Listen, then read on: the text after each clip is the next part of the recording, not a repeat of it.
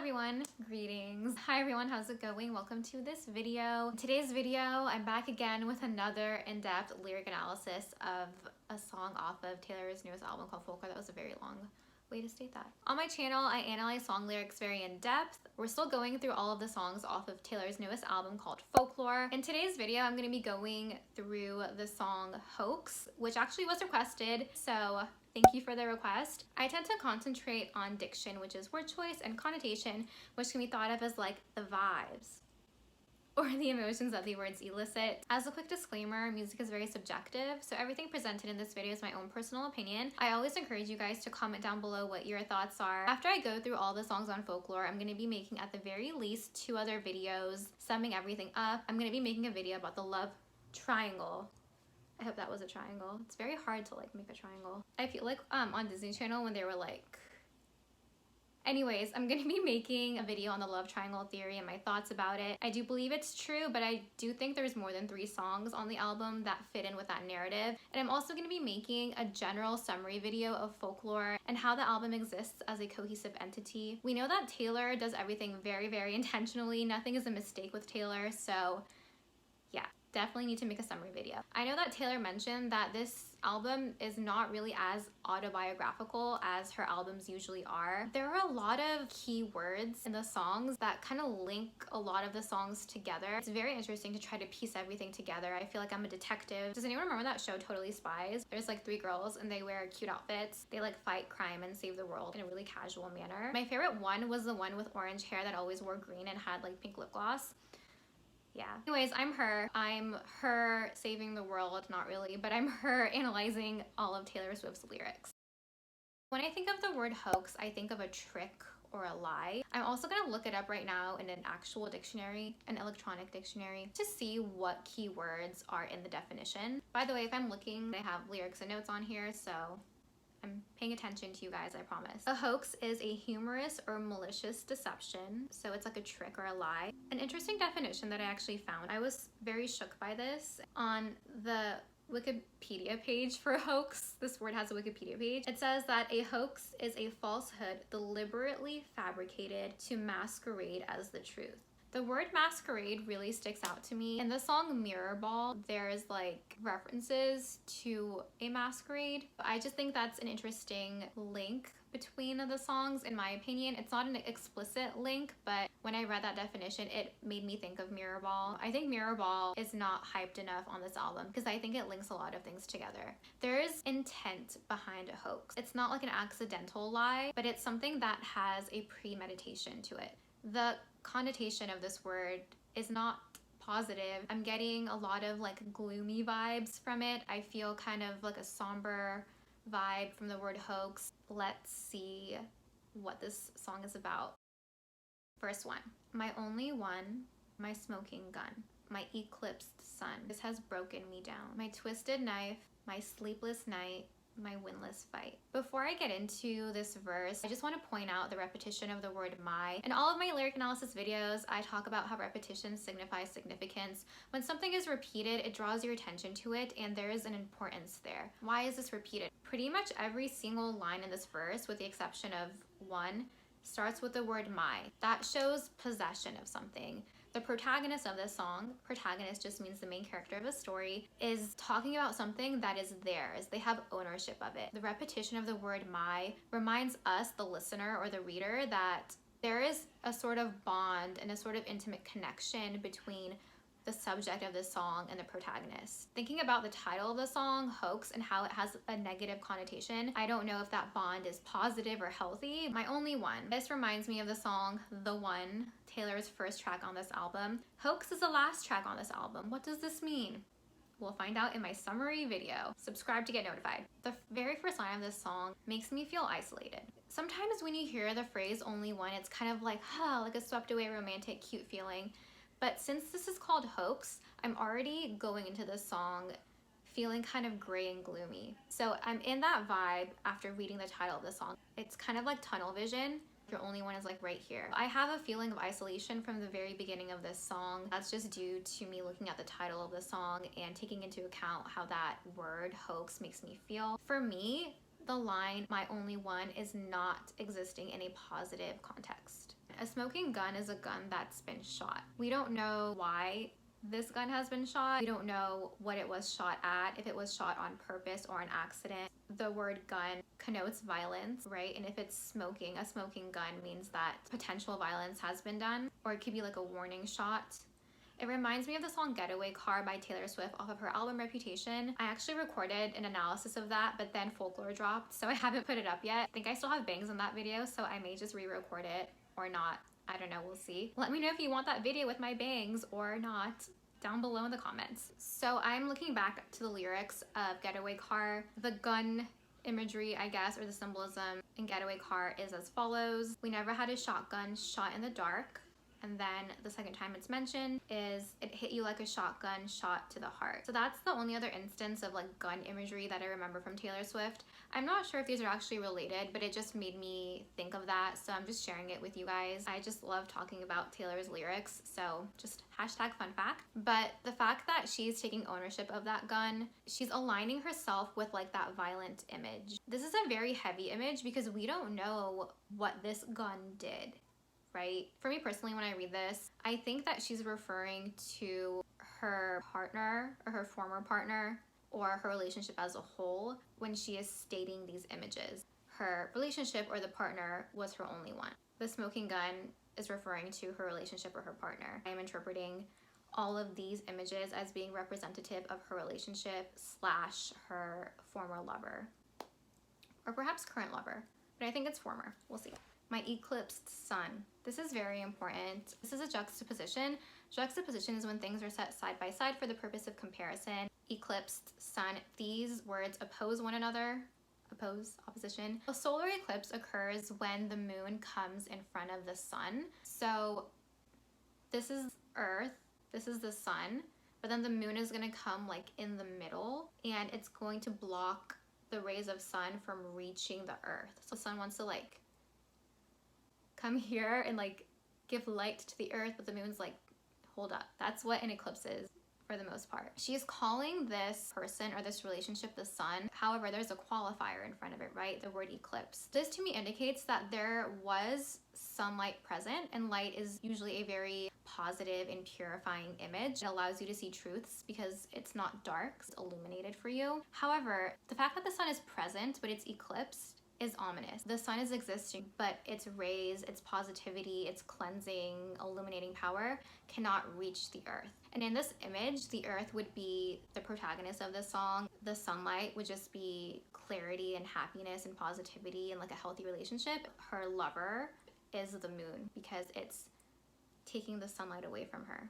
I think I'm gonna bring in the theory. When I was listening to this song on repeat a few days ago, I came to the conclusion, for me personally, that this song is from the perspective of Betty.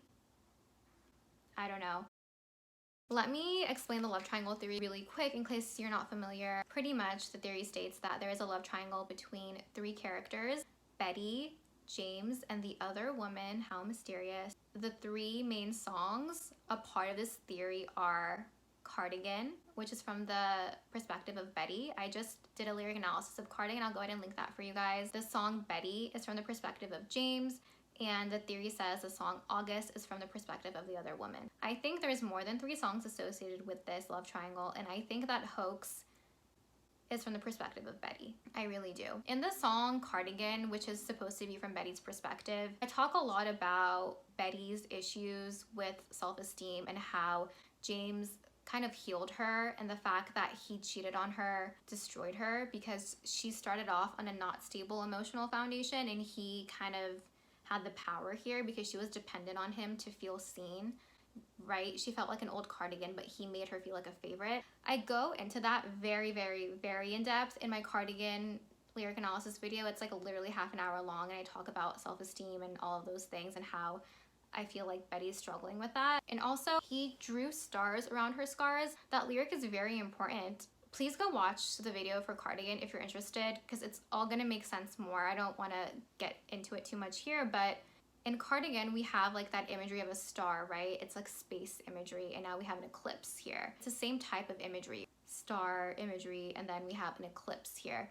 So I think there's lots of things linking it together. I will link everything together in a more eloquent way in my summary video. What is Taylor doing to us? She's like making us all detectives. So there is sunlight present, but it cannot be seen, right? It's being eclipsed. So this means that the protagonist of this song, in my opinion, Betty, is existing in darkness. And it is in an unnatural darkness. An eclipse is natural, but it is in a darkness that's not the norm. And again, she's saying it's my eclipsed sun. So it's kind of like she's accepting all of this negative imagery into her life. She's not like distancing herself from it. She's using the word my. She's taking ownership of it, which means that she's accepting it. And again, I talk about how she has like a self-esteem sort of issue because she felt like an old cardigan under a bed. When something's under the bed, you don't care that it's there because if you wanted it, you would have looked for it, right? It's a forgotten item. So she feels forgotten.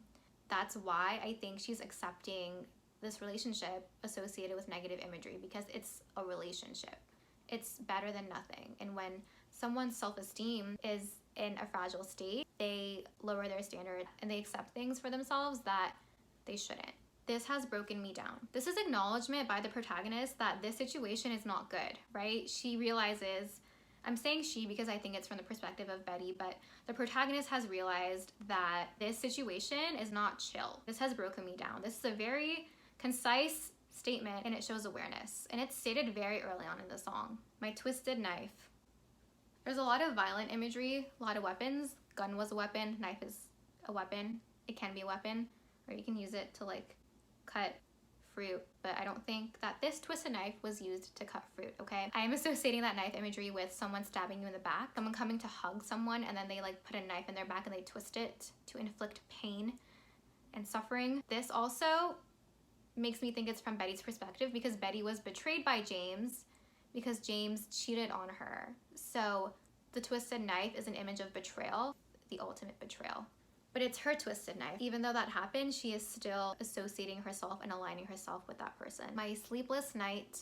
Again, this verse is filled with lots of opposing images. A night is supposed to be restful. Ideally, that's when you're supposed to sleep, but her nights are sleepless. This shows an unbalance. She's in an unhealthy state. This shows that there is a lot of internal turmoil going on. My winless fight. The word fight means that there's an opposition. She's at war with James or the lover or the relationship, but I think the more significant war and the more significant fight she's in is the fight within herself to realize that she deserves more.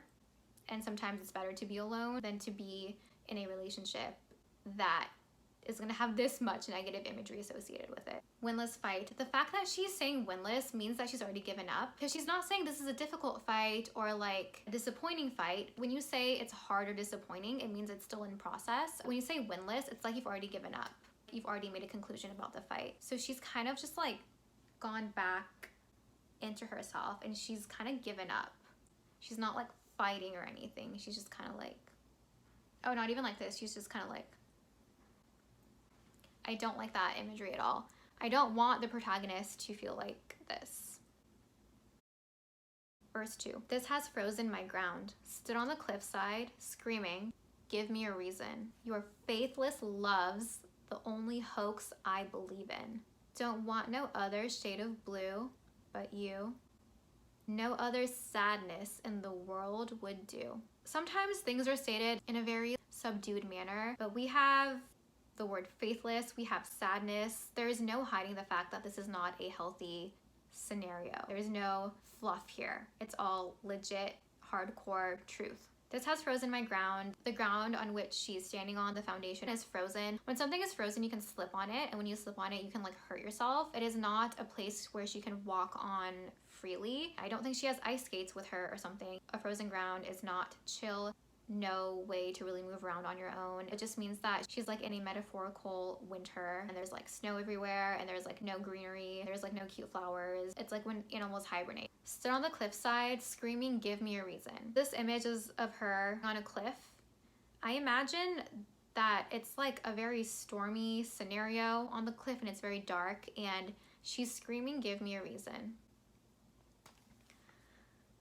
Okay, so give me a reason could mean many, many things. Give me a reason why this is happening to me. Give me a reason why you cheated on me, James.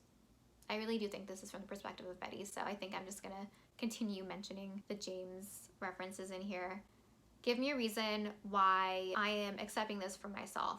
There are a lot of things she could be screaming about. There's so much going on here. It's like a storm that's like brewing. There's a lot of internal turmoil. Again, interpreting it from Betty's perspective, she already had self-esteem issues before this relationship. She already felt like an old cardigan. Now he made it worse. There's an image of being marked by a bloodstain in the song Cardigan that I talked about a lot. James made her scars deeper. And from the perspective of Betty, she had all of these issues before this relationship with James. Instead of healing them on her own, she kind of relied on him to make her feel like a favorite cardigan. But then when he betrayed her, it made everything worse for Betty internally. There's a lesson here. Try not to depend on others for your very, very deep emotional needs. Perhaps it's best to try to heal your own emotional wounds and not to rely that heavily on another person to heal you. I talked about this in my cardigan video where I feel like if you feel more grounded in yourself and more stable and more whole, if you have romantic issues, it's gonna hurt, obviously, but it can kind of slide off of you or bounce off of you more easily. But if you're very, very broken inside and something happens like that, it's gonna cause you to like fall into yourself and break down even more. That's just a mini lesson in my opinion. She's on a cliffside screaming, you guys, and there could be multiple reasons for her screaming. Also, if we take a look at the official lyric video for this song, the image in that video, it's a bird's eye view of the cliff that the protagonist of the song would be standing on and just like screaming, give me a reason. It's very dark. There are waves coming. It feels like a very heavy image. The crashing waves are a reflection of the very intense internal turmoil that she is feeling, and also a reflection of the intensity with which she is screaming and the emotion in her screams. This is a very heavy song. It's very beautiful when you listen to the audio. I actually think I'm gonna react to the audio separately and comment on how emotive it is and how exquisite it is and how Taylor's voice is so emotive as always. I think that would be a cool video to do. Let me know if you want me to do that in the comments below. You're faithless, love's the only hoax I believe in. The word faithless is also confirming for me that this is about Betty and James, because James was not faithful to her. The word faithless should not be associated with love, right? Those two words are opposing to one another, but I guess for the protagonist of this song, a love can exist in the context of faithlessness. This isn't a healthy thing, but this is her current reality. She's recognizing that the love is the hoax. The love is a trick. The love is manipulation. Those are not words that should be associated with love. Those are something else. Going off of my perspective, Betty not only had self-esteem issues from feeling like a cardigan under a bed, but now she has a warped definition of love. This is not chill at all. I'm empathizing very hard right now with the protagonist of this song. She's saying this is something she believes in. I feel like if she was a little bit stronger, she would have noticed that this is a faithless love, and she would have just been like, no, I reject this definition. This does not work for me. I'm literally leaving. Bye. But instead of, being like, no, she's like, oh, I guess this is just the definition of love. She's accepting it. And I don't like that for this protagonist. I want her to be stronger. This sort of thing happens, obviously, but it's very sad. I feel very emo now. Don't want no other shade of blue but you.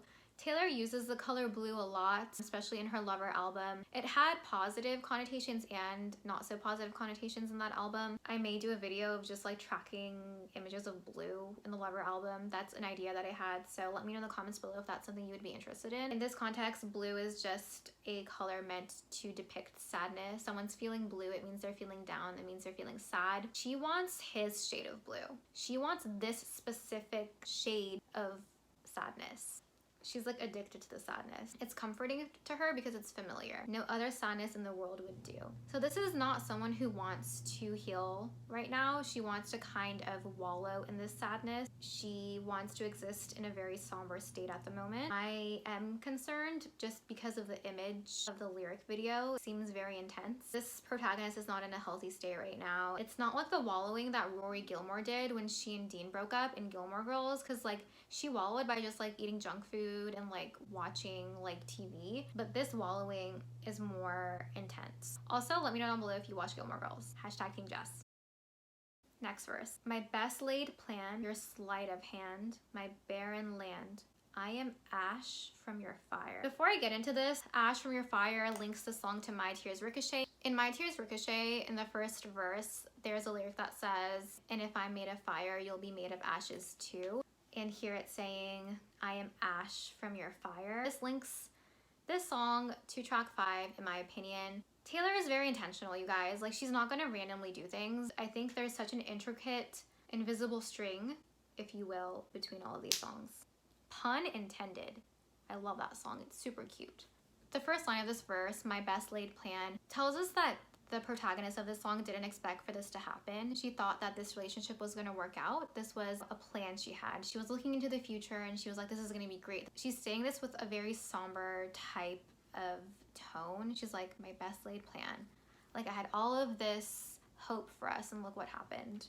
It's very ironic, in my opinion. Your sleight of hand. This is the first time she's referring to another person. Everything up to this point was my, mine, this is mine, but now she's like, it's you who did this. It's your sleight of hand. Sleight of hand just means like a trick, a manipulation, a deception. He is the one who introduced this negativity and this toxicity into the relationship. He's the one who was unfaithful. He's the one that messed up her best plan. My barren land. Prior to this, any land or scenery imagery we had was the frozen ground. Now it's a barren land. A barren land is a land that has no like vegetation or growth on it. So you can't grow anything or harvest anything on that land. There's no life-sustaining things that can be produced from that land. That's a very significant image. She's saying this is my barren land. She is accepting emptiness and nothingness for herself. And she's noticing, she has an awareness that there is nothing fruitful here, but she's accepting it. You know what I mean? She knows the problem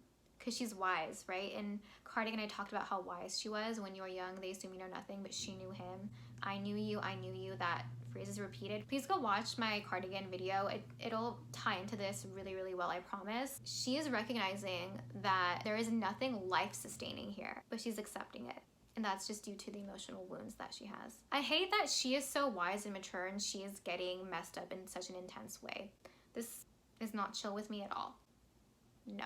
I am ash from your fire. So he is the fire, right? He is the thing that's burning. And the ash is just leftovers from the burning entity. Fire can be positive. It can provide light, which is positive, help you see, especially in a darkness. Also, it can provide warmth, so it's life-sustaining. But it can also damage things and be very violent. It depends, right? The context in which fire exists is important, but the protagonist of the song is Ash. She's not the one burning. There's no like legit light imagery associated with her. It's so hard for her to see the light. The sun is eclipsed. Fire, it's just the ash that's reaching her. You know what I mean? And ash is like dark and not healthy to inhale. Like, it's negative things, and she's identifying herself as the ash. She has a very low self-view at the moment, and that's not good, that's not healthy, that's very sad. The fact that she's saying it's from your fire means that he had a hand in her feeling like this. The bridge, I will always state this in my videos, you guys, Taylor's bridges are my favorite bridges ever in the history of time and space. She's my favorite architect ever. Sometimes I answered a joke about how like her bridges are better than the Brooklyn Bridge or the Golden Gate Bridge. I don't know, I don't care. I love her bridges. They're always a thesis statement for the song. So let's just see what she says in this one, okay? The bridge. Also in the song, when it gets to the bridge, I love the way Taylor sings it. It's very emotive and the instrumentation just kind of draws you in and you want to listen. I'm not gonna say cozy, but it's a very like, you want to get in closer to see what it says, but it's very sad, but it's very beautiful. Go listen to the song if you haven't already. You knew I left a part of me back in New York. You knew the hero died. So what's the movie for? You knew it still hurts underneath my scars from when they pulled me apart. You knew the password, so I let you in the door. You knew you won, so what's the point of keeping score? You knew it still hurts underneath my scars from when they pulled me apart. But what you did was just as dark. Darling, this was just as hard as when they pulled me apart. This confirms the claim that I made in my Cardigan video, where towards the end of the song, there's like an image of her becoming bloodstained from him, and I was just like saying that maybe she would have been better off without him because he made her scars deeper, and for me this confirms it, that she would have been better off without him. There's a lot in this bridge. This links a lot of the songs together. I'm gonna tell you really quick the songs that I see linked in here, and then we'll go through the bridge very, very in depth. The mention of New York links it to the song Cardigan because they talk about the High Line, which is a like elevated park in New York. So for me, this links it to the song Cardigan. That's why I think it's about Betty and James. The word movie, this is kind of a stretch, but it reminds me of the song The One because there's a lot of movie images in my opinion, like with a Sunday Matinee and the greatest love stories of all time were never made. Also, Exile, there's a lot of movie images. I think I've seen this film before and I didn't like the ending. And then when Taylor sings it, she's seen that film before, so she left out of the side door. I analyzed Exile in depth as well. I'll go ahead and link that for you guys. I analyzed The One as well, very in depth. I'll link that for you guys as well. So far for me, there's a link to the song Cardigan. There's a link to the song The One. There's a link to the song Exile. Word movie, I think links it to The One and to Exile, but I think that's more of a loose connection. But the New York reference, I think, is a straight link to Cardigan, in my opinion. I firmly believe that. Scars link it to Cardigan, 100% in my opinion. I have no doubts for my interpretation. Okay, let's go ahead and analyze this bridge. You knew I left a part of me back in New York. I think that this is her looking back on the relationship. In the song August, which is supposed to be from the perspective of the other woman, I feel like the other woman is thinking back. Protagonist in that song says, back when we were changing for the better, and I interpreted that as back when they were younger, because when you're younger, you're growing, and usually you view your growth as being in a positive way. So in my opinion, August is the other woman looking back, and I think that the song Hoax is when Betty is looking back. I left a part of me back in New York. So right now she's talking to the lover. If you leave a part of yourself somewhere, it means you're not whole. Lets us know that important things happened in New York. You know the hero died, so what's the movie for? I think this is saying that, like, you know what happens, right? You know it's not a good ending, so why are we even creating a movie? Like, why are you making this dramatic? This could be referring to James trying to get Betty back, even though he knows what he did. You knew it still hurts underneath my scars from when they pulled me apart. When I first heard this song, I thought this was more autobiographical to Taylor, kind of talking about what happened before the Reputation album. And also because it mentioned New York, I thought this was autobiographical. But when I look at it in the context of this album, and after analyzing the songs that I've already analyzed, I don't think this is autobiographical at all. I think this is definitely a part of the love triangle theory. Again, let me know your thoughts below. There's not a right or wrong answer to this, you guys. This is all just for fun, but for me, I firmly believe this is from Betty's perspective at this point.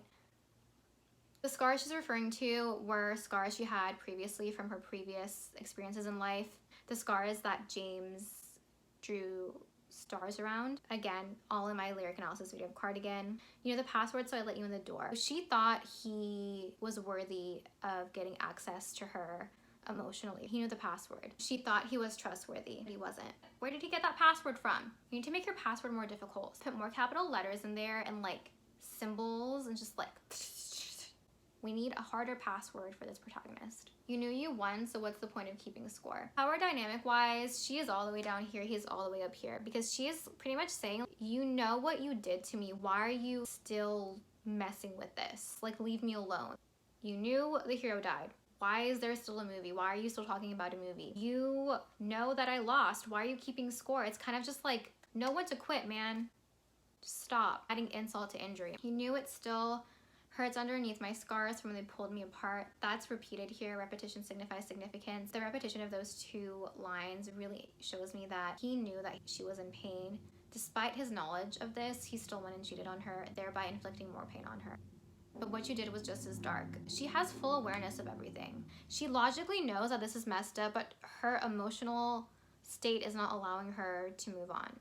She's too wounded by this. Because she was wounded before. Now she's like double wounded.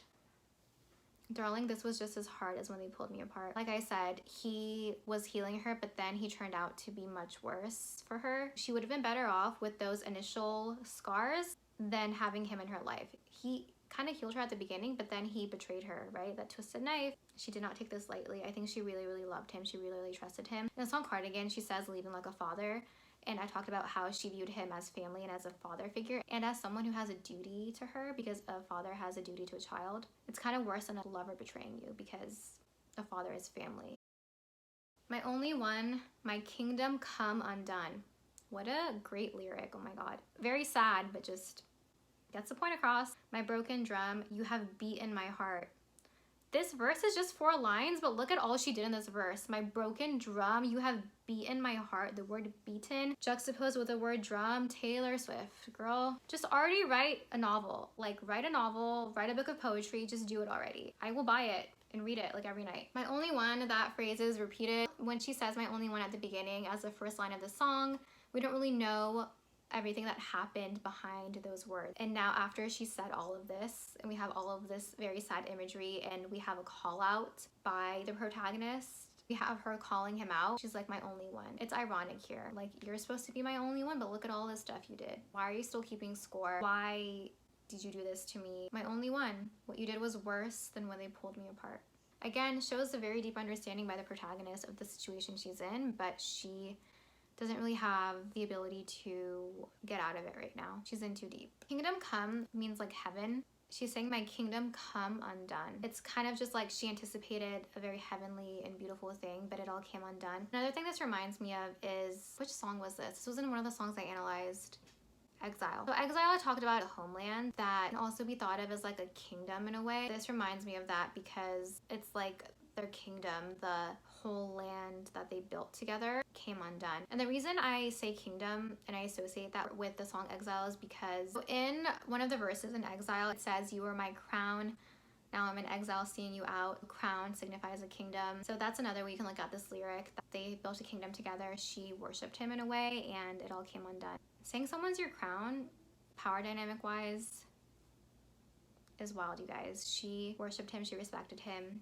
It all came undone. Her idea of heaven came undone, which is a very biblical, spiritual sort of image. And also this reminds me of the song King of My Heart off of Reputation. It's not related because I firmly believe that King of My Heart is autobiographical. I analyzed that song. That was the first video I did on this channel. I'll go ahead and link that for you guys. I love that song so much. That bridge is my favorite bridge. I'm just mentioning that because Taylor has used this sort of imagery before, Royal Diction, where she uses like the image of a kingdom to depict like a love that someone builds. So this is another way to take a look at this word. This is definitely a little bit ambiguous, which means there's more than one possible meaning to it. It could mean like heaven, or it could just mean a kingdom they built together, and this also ties in the song Exile. And this is the same sort of imagery used in King of My Heart off of her album Reputation. How does Taylor do this? My goodness. My broken drum, a drum that's broken can't make any noise, right? So she's kind of just like silenced by all of this. It's like a numbness. She can't say anything. You have beaten my heart. You're supposed to beat a drum, you like hit it, right? A heart is supposed to be the beat of my heart. So there's definitely a play on words here. Instead of beating the drum, he beat her heart. He broke her heart, but the word beat is much more violent than break. If something breaks, it can just be one crack. Beaten to me is like a more repetitive motion, and you're just like with intent, just like going at it. It's a very violent image, going along with the violent imagery we had at the beginning of the song as well. Last verse. Don't want no other shade of blue but you, no other sadness in the world would do.